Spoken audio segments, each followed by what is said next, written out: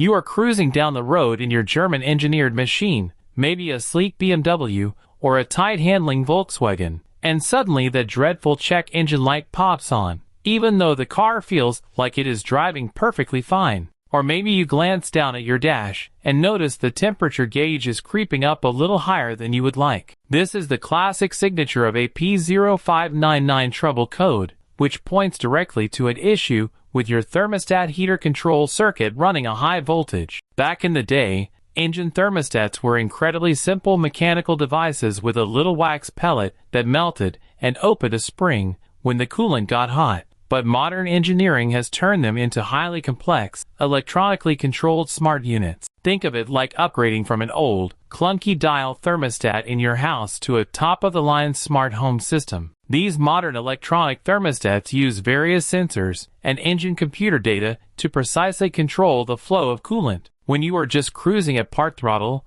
the computer runs the engine slightly hotter to burn off emissions and save fuel. But when you stomp on the gas pedal for more power, it actively drops the temperature to keep internal components safe. When the computer detects that the electrical voltage in this specific heater control circuit is spiking higher than the factory specifications allow, it triggers the P0599 code. Because this is fundamentally an electrical issue, your very first instinct should not be to rip out the entire cooling system, but rather to pop the hood and carefully inspect the electrical connector plugging directly into the thermostat housing. I cannot tell you how many times I have seen a tiny, slow coolant leak drip directly onto that wiring harness, causing severe crusty corrosion or completely shorting out the internal metal pins. Grab a small pick and some electrical contact cleaner, scrape out any green fuzz you see, and pack it with a little dielectric grease before you snap it back together. If the wiring is perfectly clean,